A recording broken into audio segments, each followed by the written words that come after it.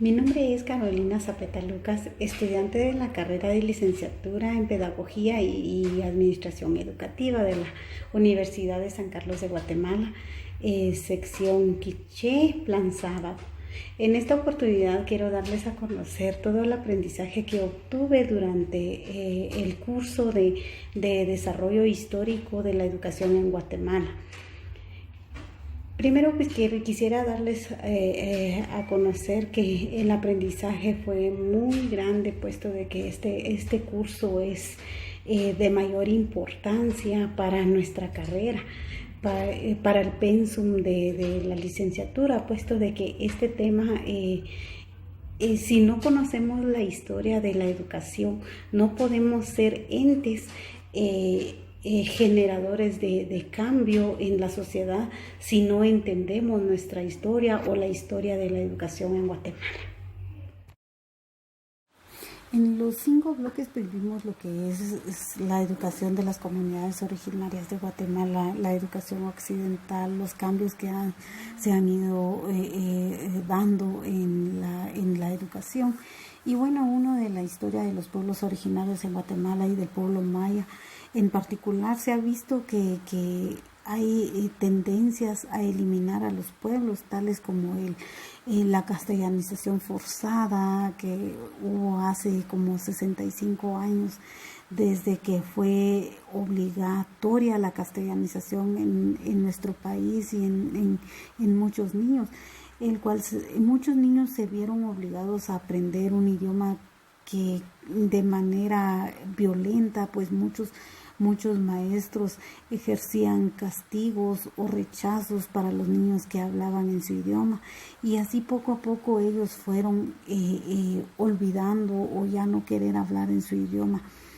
Muchas personas como abuelas, abuelos, padres, madres de hoy en día han negado el derecho a sus hijos e hijos de aprender su idioma maya por miedo o también lo hacen por protección a recibir este mismo tipo de castigos o de rechazo que ellos pasaron en el pasado. Y bueno, entonces a partir de la guerra interna hubo cambios desde la reforma educativa,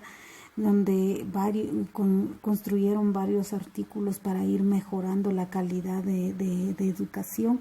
y ahí fue donde se creó el CNB y donde poco a poco se fueron contextualizando las áreas para ir mejorando la educación poco a poco para el bien de nuestros niños.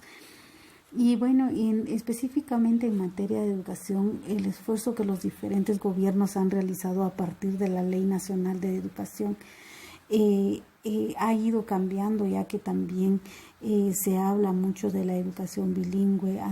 y que también ha sido insuficiente en nuestro país, ya que no todas las escuelas o no todos los docentes hablan el idioma del niño, y por lo tanto no hay una calidad de educación. Y bueno, uno de los aprendizajes más grandes que se obtuvo en el curso pues fueron cuando se habló sobre objetivo de desarrollo sostenible. Uno de ellos pues que es la calidad educativa, y entre ellos entra lo que es la cobertura. Y fue muy interesante al hablar sobre la cobertura, que no solo se habla de lo que es la cobertura de escuelas, de más docentes, sino que también la cobertura del docente en la escuela. ¿Qué cambios realiza el docente en la escuela para ir mejorando la educación? ¿O se queda estancado o se queda solo realizando lo que dice en el CNB y no realizar algo diferente para la mejora de la educación en sus niños? Eso fue uno de los más importantes. Y bueno, algo que también fue investigación propia, donde también hablamos cuando hablamos sobre objetivo de desarrollo sostenible, también podemos hablar sobre la seguridad alimentaria, que eso influye en la educación. Mientras no haya mejor alimentación, no hay mejor aprendizaje y no hay una educación de calidad, porque el niño no aprende sin una mejor alimentación. Y entonces son 17 los objetivos de desarrollo sostenible. Sin embargo, Son algunos los que entran en la educación, pero hay mucho más de que hay 5 puntos del cual entra en la educación, y esos fueron los mayores aprendizajes que obtuve durante el curso, ya que hablamos bastante sobre lo que es la revolución industrial, donde hablamos sobre las primeras industrias que transformaron la economía en Guatemala, y uno de eso es la imprenta, donde ya no se transcribía un libro a máquina, sino que salían en una imprenta inmediatamente, y eso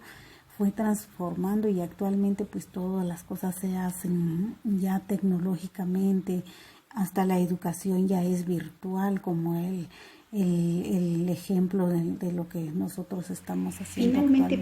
muchas gracias por la universidad, por haber permitido haber recibido nuestras clases virtualmente, ya que a pesar de la pandemia pues